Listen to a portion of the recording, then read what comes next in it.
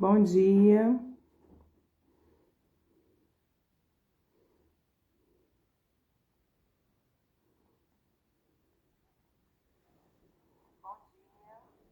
Opa, deixa eu tirar meu áudio aqui.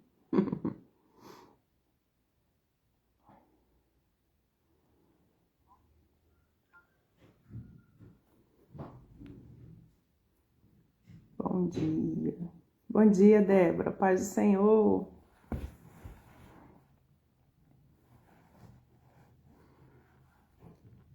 Bom dia. Vou compartilhar aqui enquanto vocês vão entrando. Bom dia, Céia.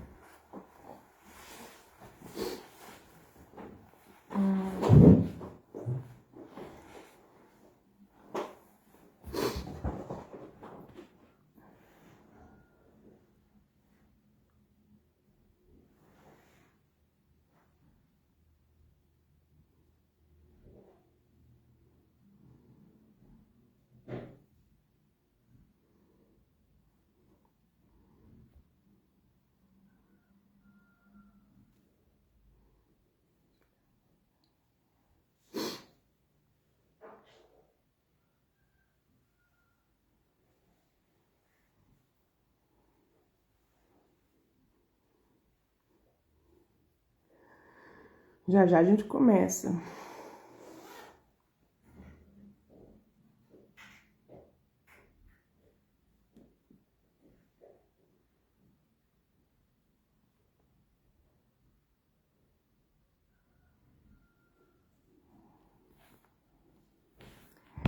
Hoje nós vamos ler a segunda parte, né, que ficou faltando de Mateus, capítulo 21.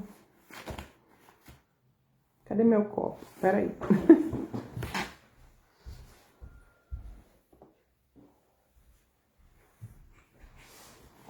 Achei. Bom dia, Marli. Que Deus e Jesus Cristo abençoe a todos. Amém. Que Deus te abençoe também, Marli. Amém. Deixa eu abrir aqui minha Bíblia. Hoje eu acordei meio zonza por causa do frio. Ontem estava mais frio, mas hoje está frio também. Mateus 21. A partir do versículo 28. Vamos orar? Amém. O pessoal está entrando. Senhor nosso Deus, Pai querido, nós estamos na Tua presença, Senhor, nessa manhã, te agradecendo, Senhor, por mais esse dia. Eu louvo Teu nome por cada pessoa, Senhor, que está comigo, Senhor, aqui nessa manhã, que separou esse tempo para buscar a tua presença, buscar a Tua face, ler a Tua palavra, Senhor, estar na companhia do Teu Espírito Santo, aprendendo mais de Ti. Obrigado, Jesus, por esse momento precioso, Senhor. Renova nossas forças, Pai. Renova, Senhor, as Tuas misericórdias sobre a nossa vida, Senhor. Senhor, trabalha na nossa mente, no nosso coração. Que hoje seja, Senhor, um dia de vitória, Senhor, sobre tudo aquilo, Senhor, que tem nos afligido. Que seja, Senhor, um dia de vitória sobre todas as coisas que tem, Senhor, angustiado nosso coração. Entra, Senhor, com recurso. Entra, Senhor, toca com poder e com glória, Jesus. Intervém naquilo que nós não podemos, Senhor, resolver, mas o Senhor pode. Senhor, abençoa nossa casa, nossa vida, nossa família, em nome de Jesus. Amém. Amém. Então, nós vamos ler hoje a segunda parte de Mateus 21. Começa lá no versículo 28. Abra sua Bíblia. Está escrito assim. Cadê? Pega aqui para minha NVI, que tá bem aqui assim, ó. Eu vou ler na nova versão internacional. Essa roda? Não, é que tava sem capa.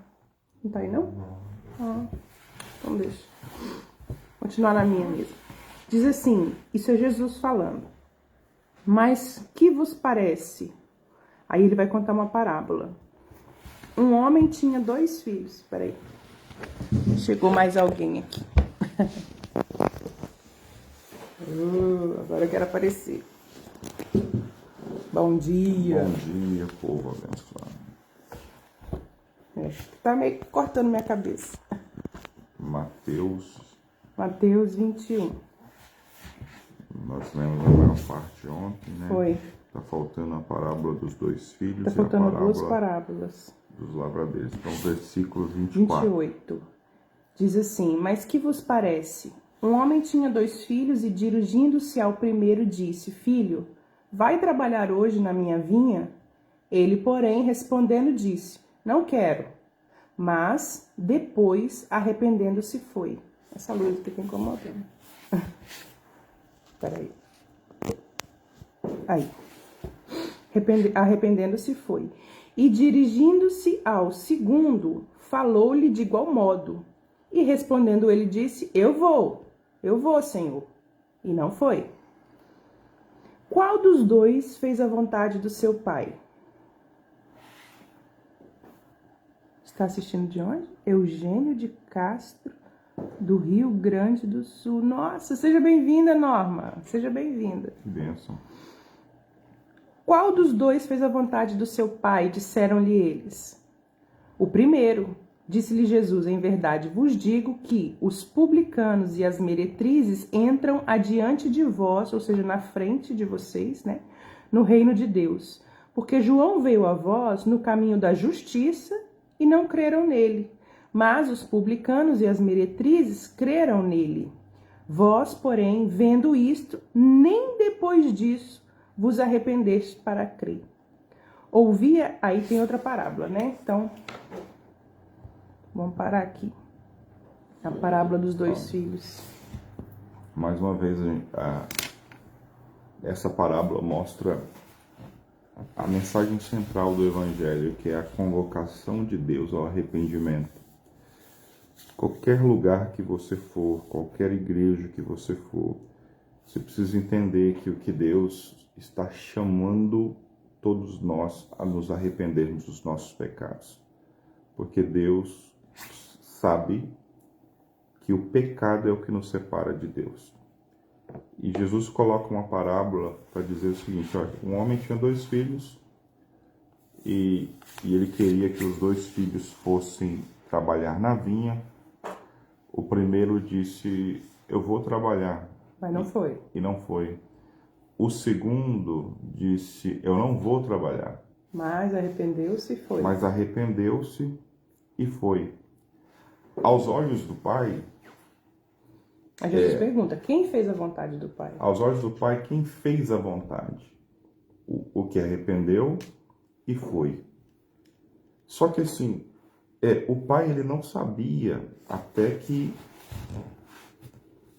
no primeiro momento, quem era o filho que estava bonzinho no primeiro momento. O que ele tinha era a palavra, né? Aquele que estava declarando que fazia. Que aparentemente era obediente. Que aparentemente era obediente.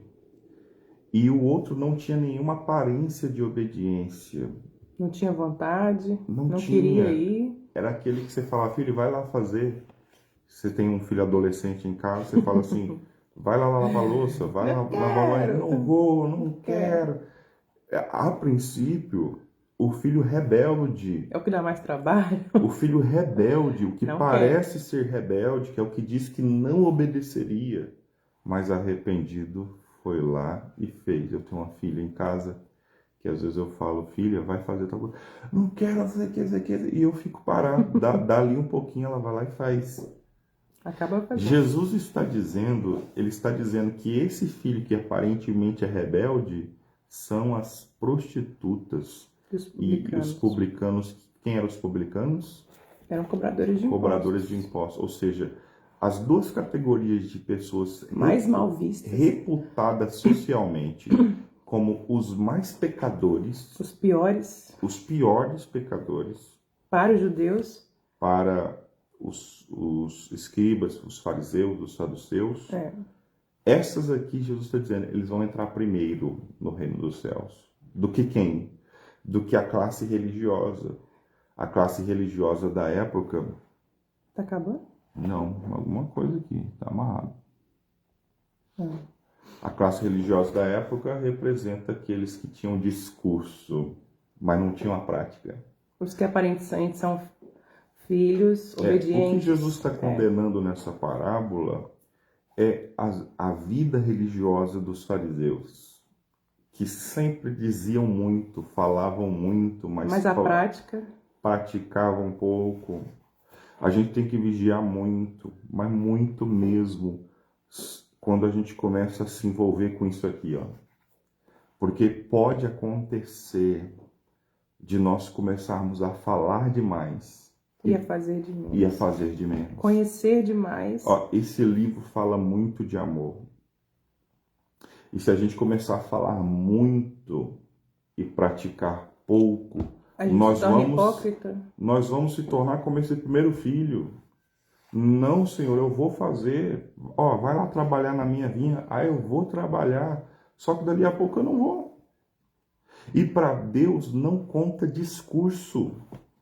Para Deus não conta o quanto eu falo que vou fazer, o quanto eu falo que vou amar, o quanto eu vivo, né? O quanto eu falo que vou perdoar. Para Deus conta o quê, pastor? O que eu vivo, o que eu faço. O que eu efetivamente sou e faço. E olha só, o que diz que não iria, o texto diz arrependido. Arrependido. Ele enfatiza arrependimento. Arrependido. E ele disse, não quero. Depois arrependido foi. Depois arrependido fez. Uhum.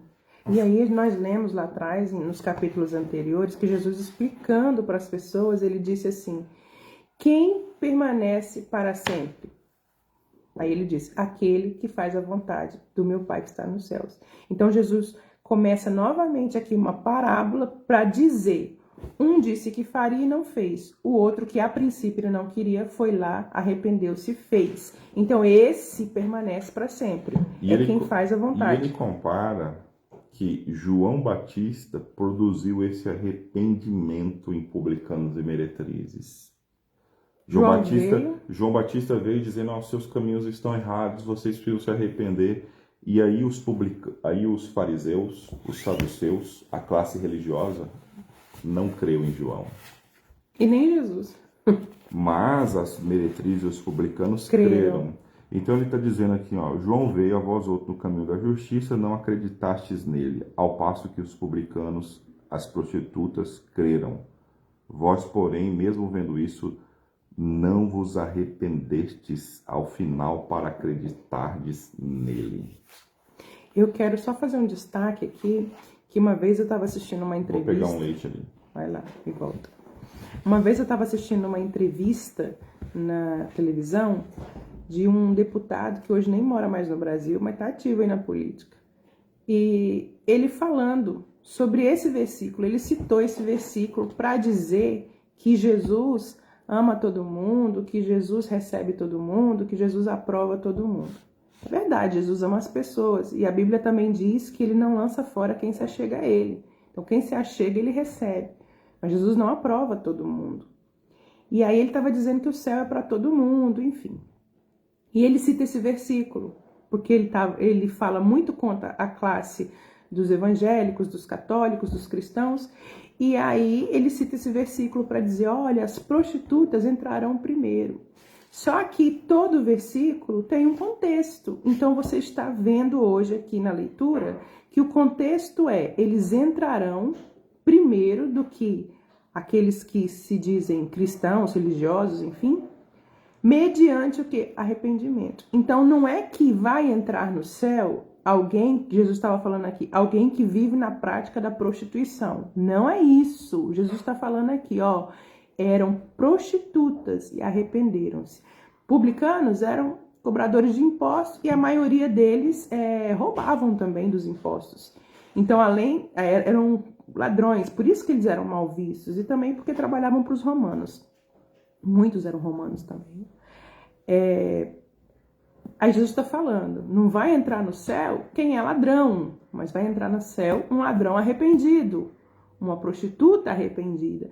Então ninguém nunca pode tirar um versículo para justificar um comportamento errado, uma atitude errada e dizer que a Bíblia endossa isso, né? Eu fico pensando, pessoas que assistiram aquela entrevista e que não conhecem a Deus através da sua palavra, eles acreditam nisso, né? Eles aceitam esse discurso. E Jesus está trazendo aqui novamente a mensagem central daquilo que ele veio fazer, que é arrependimento. Desde o começo do livro de Mateus, nós começamos a ver que em toda situação, Jesus fala sobre arrependimento.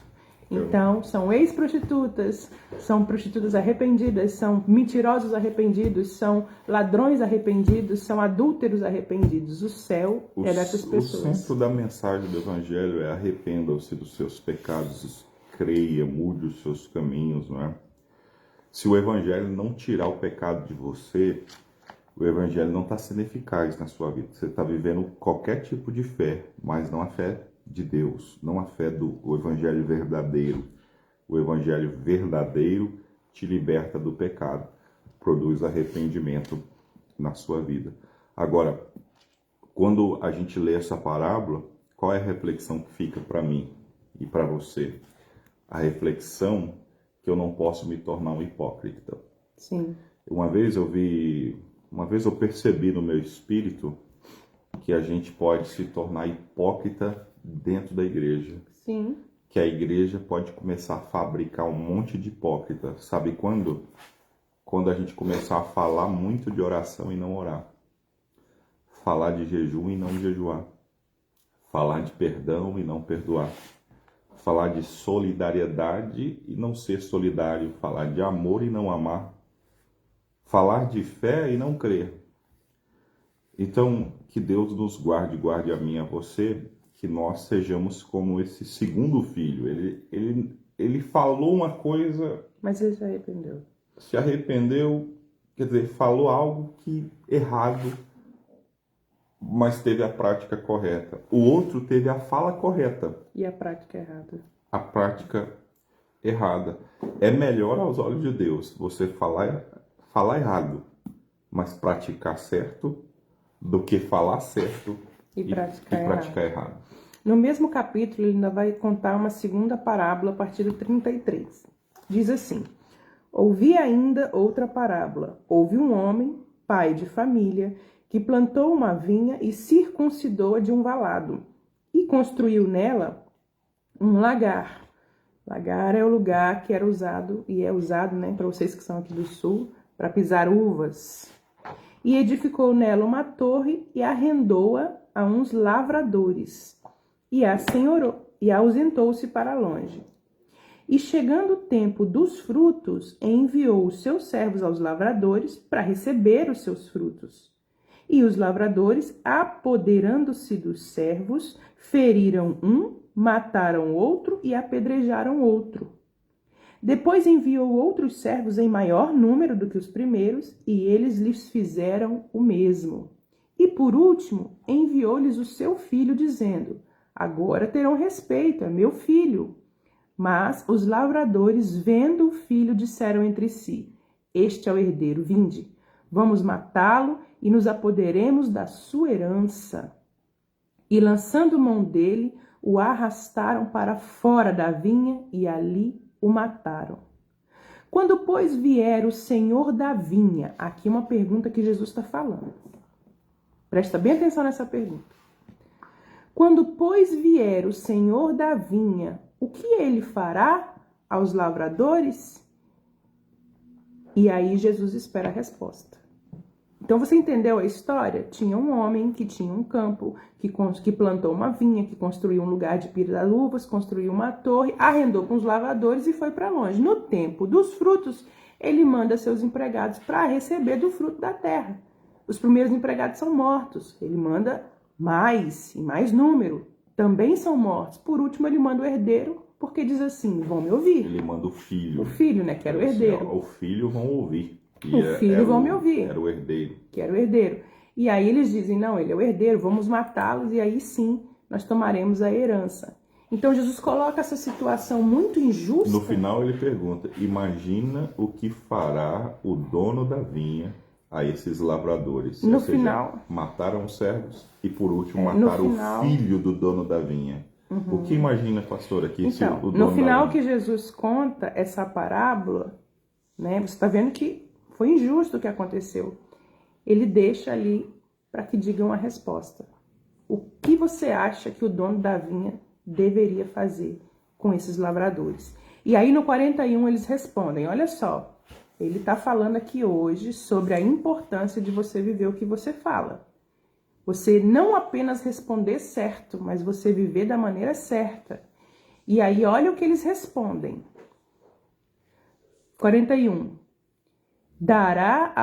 Eles respondem, né? Dará afrontosa morte aos maus e arrendará a vinha para outros trabalhadores que a seu tempo lhe deem os frutos.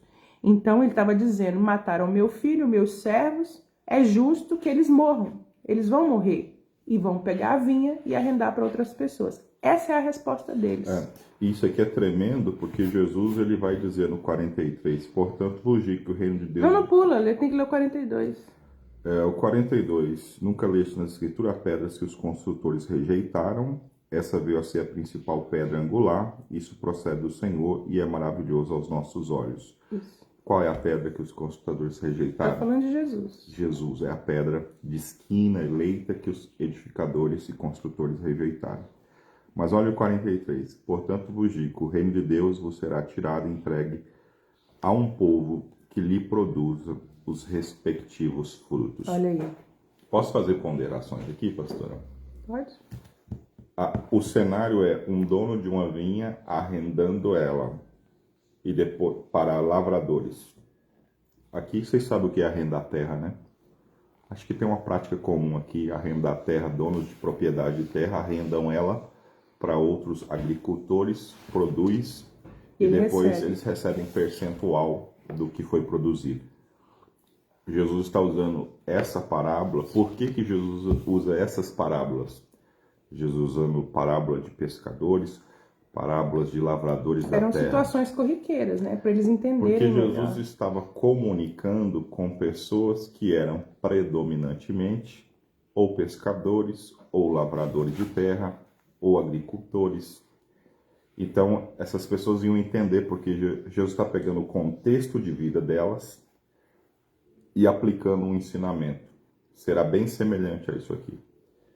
Então, todos sabiam que era arrendar uma terra. E ele disse, depois de um tempo, ele vai lá para pegar os frutos. Só que quando ele manda alguns mensageiros para pegar os frutos que o dono da vinha esperava, eles matam esses homens. Aí ele envia outro, mata esse outro. Envia outro, mata. Ele fala, não, peraí, deixa eu enviar agora. Olha a paciência desse dono da vinha. Olha o amor desse dono da vinha. Quem é que, se você envia um servo seu para cobrar os frutos devidos, de direito, e na primeiro seu emissário, eles matam o seu emissário, quem é que não vai agir de forma muito enérgica? Qualquer homem vai agir de forma, vamos chamar a Polícia Federal, vamos não sei o quê. Este dono dessa vinha, pacientemente, falou, peraí, deixa eu dar uma outra chance, deixa eu enviar mais um outro servo. Mataram também. Por fim, envia o filho. Matam o filho. Isso está mostrando Deus enviando primeiro os seus profetas para avisar que o mundo, que Deus espera frutos do homem. Quais os frutos que Deus espera colher de mim e de você? Vida na presença de Deus. Vida santa. Frutos dignos de arrependimento, que a palavra diz. Os frutos que Deus espera de mim e de você é que a gente se converta mais e mais a Deus e aos mandamentos de Deus. Esses homens se relutam a converter-se e começam a matar os emissários de Deus. Eles matam primeiro os profetas e depois Deus vai enviar Jesus. E Jesus, nessa parábola, estava já predizendo a sua morte. Vão acabar matando Jesus também, que de fato aconteceu.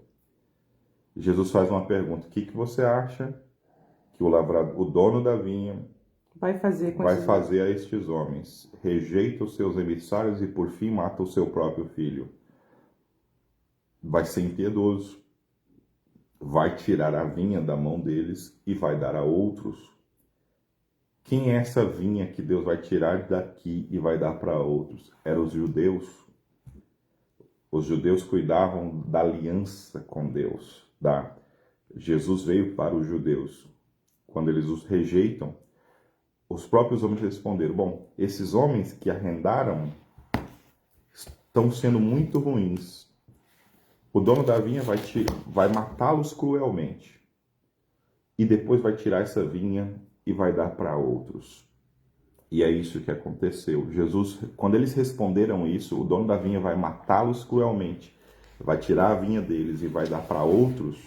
Jesus disse assim: portanto vos digo, o reino de Deus vos será tirado e será entregue a um povo que lhe produza os respectivos frutos. Você sabia que a sua vida e a minha vida não é nossa? Eu li um Você texto, não é de si mesmo? Eu li um texto ontem que diz que Deus nos comprou. Se Deus nos comprou, nós temos que viver a nossa vida não do nosso jeito, mas nós temos que fazer o que Deus espera que façamos. Porque Deus espera frutos de você, de mim e de você. E vai ter um acerto de contas. Chega o momento que o dono da vinha fala: cadê os frutos? Eu te dando o tempo. Ó, toma esse tempo aqui. Mas na época da colheita vai ter um acerto de contas. Ele fala assim: Deus vem dizer: cadê os frutos que eu espero que você produza? E no final, o mais intrigante é: se eu não estou produzindo o que Deus quer de mim, Ele tira o rei. Ele vai tirar de mim e vai dar para outro. É o texto. Algumas pessoas falam assim: não, Deus jamais tira o que Ele me dá. O texto está dizendo: o reino de Deus vos será tirado e entregue a um povo que lhe produza os respectivos frutos. E eu tenho uma experiência com isso. Qual que é o tempo aí? O tempo já foi. Já acabou tudo? Já, mas dá 5 minutinhos. Uma experiência para finalizar com isso. Tem mais 3 versículos aqui. Todo aquele que sob essa pedra... Qual é o versículo que você está lendo? 44. Todo aquele que cair sobre essa pedra ficará em pedaço, e aquele sobre quem ela cair ficará reduzido a pó. Os principais sacerdotes, os fariseus, ouvindo esta parábola, Entenderam, olha só, entenderam que era a respeito deles que Jesus falava. E conquanto buscassem prendê-lo, temeram as multidões, porque estas o consideravam como profeta. Deixa eu só falar algo sobre: se eu não produzo os frutos que Deus espera de mim, o que Deus tinha comigo, Ele vai delegar para outra pessoa. Isso é muito forte. Eu me lembro quando eu comecei a orar no monte. Tinha 14 anos. Eu comecei a jejuar e orar sozinho num monte, muito alto, no interior de Mato Grosso. Escuta essa história, rapidinho. E eu me lembro que, depois de vários dias jejuando e orando, um dia eu tive uma intuição, e a intuição me dizia assim: Deus fala na nossa intuição. A intuição me dizia assim: você está jejuando, está muito calor, não faça jejum a seco, leve 1 litro de água, fique aqui comigo em oração, mas se hidrate, beba água. E a intuição também me dizia: escreva um caderno, traga os pedidos de oração das pessoas, interceda por elas aqui na minha presença. Eu não entendia nada das coisas de Deus, eu era novo convertido, mas me veio essa intuição: pare de jejuar nesse calor sem beber água e beba, se hidrate e traga os pedidos anotados em papéis e interceda por eles. Eu achei uma loucura, eu fiquei com medo daquela voz que falava dentro de mim, que eu não entendia muito bem as coisas, fiquei pensando que era um pensamento meu. Era um lugar secreto que só eu abri. Eu abri uma trilha, numa escadaria, entrava num morro muito alto, e eu achei um esconderijo, era só meu, era um lugar que só eu orava ali. E eu rejeitei aquela voz, falei: não, isso deve ser coisa da minha cabeça. E eu fiquei com medo e parei de orar ali. Nos dias que eu orava e jejuava ali, eu experimentava uma autoridade muito grande, um poder muito grande. Orava, demônios caíam. Eu tinha uma unção, uma graça que poucas pessoas tinham. Mas parei de orar. Fui perdendo toda aquela... Não só parou de orar, mas como não fez o que... Não fiz aquilo que a voz me dizia. Aquela instrução simples, jejue com água e ore, interceda pelos pedidos em papéis. Constrói uma cabaninha? Constrói uma cabaninha, também tinha isso. Constrói uma cabaninha de gravetos para te proteger do sol e se hidrate. E eu me lembro de, às vezes, ficar tão desidratado, o nariz sangrar em jejum ali. Passou-se 2 anos, a minha vida espiritual estava se secando. E eu comecei a ficar desanimado demais na fé. E aí eu lembrava dos tempos gloriosos de quando eu orava naquele monte. E aí me deu saudade. Eu falei, quer saber? Eu vou voltar lá. Eu vou voltar àquele lugar onde eu buscava a Deus em jejum. Eu vou voltar a jejuar. Eu vou voltar a orar lá. 2 anos depois. Quando eu voltei lá, naquela trilha que só eu e Deus sabia. E eu cheguei no mesmo lugar. Quando eu olhei, a cabana estava construída. Eu olhei para o chão, uma garrafa PET, tal qual Deus tinha falado comigo. E eu olhei nomes e pedidos de orações escritos em papéis. Você não fez, ele levantou outra pessoa para fazer. O que Deus havia pedido que eu fizesse, eu não fiz. Quando eu cheguei lá, Deus havia orientado um casal. Deus tirou esse casal, pastor, do extremo norte do estado. Ele está falando de Mato Grosso. Mato Grosso. É. Trouxe para aquela cidade. Falou com aquele casal. Dirigiu aquele casal para ir ao mesmo lugar onde eu orava.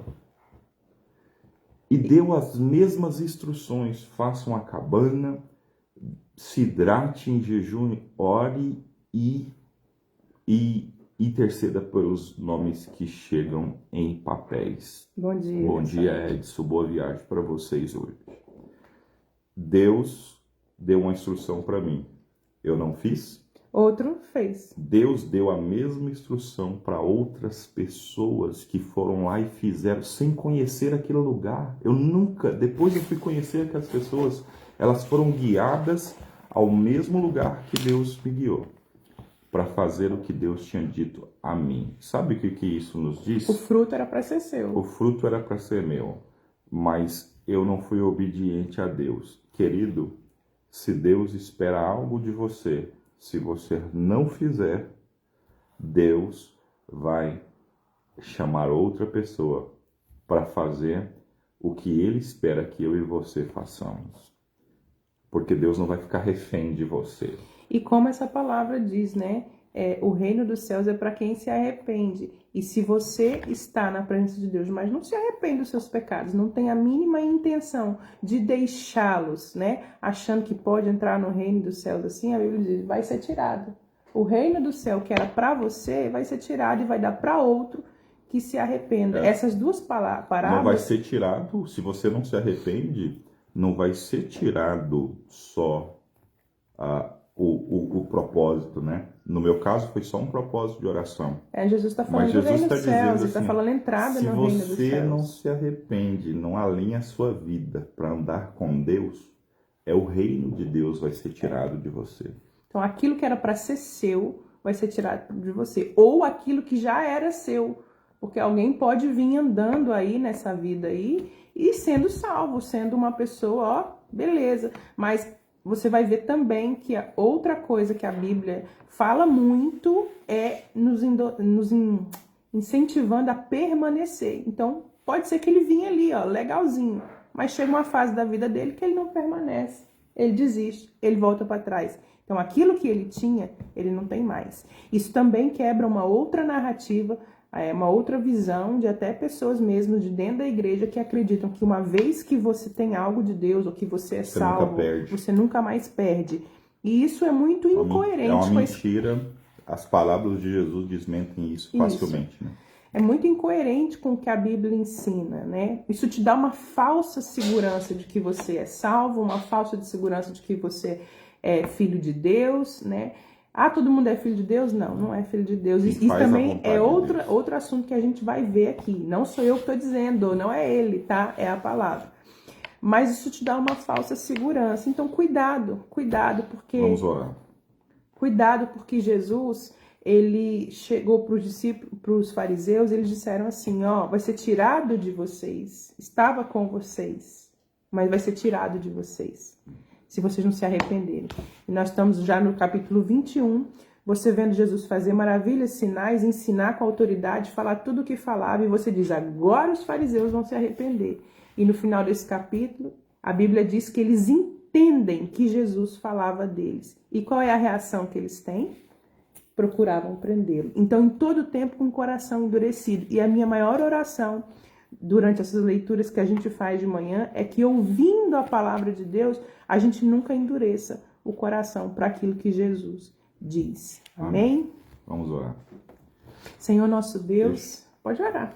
Eu vou aproveitar ele, que ele não está aqui todo dia comigo. Porque ela orou no início, deixa eu orar no final. Vai lá.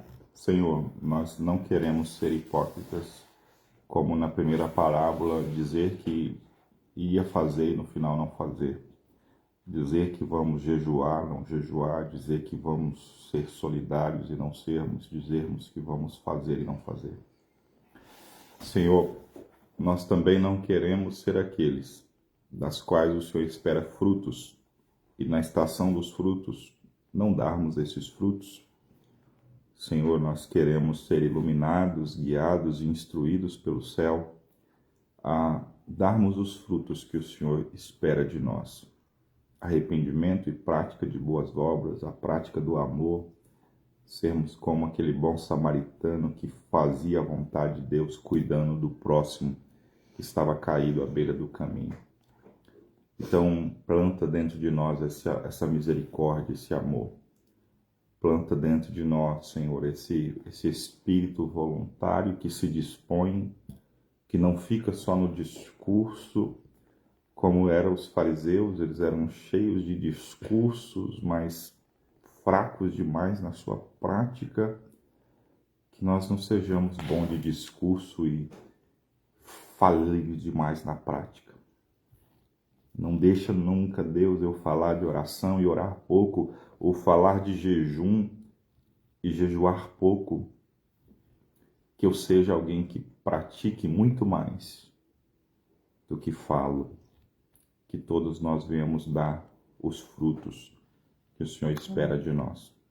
É a minha oração nessa manhã, em nome de Jesus. Amém. Que Deus abençoe seu dia, sua família, sua casa, que hoje seja um dia de vitória para você, de reflexão e de frutos, que você dê os frutos que Deus espera da sua vida hoje. Amém? Até amanhã. Bom dia. Bom dia. Obrigada pela sua participação.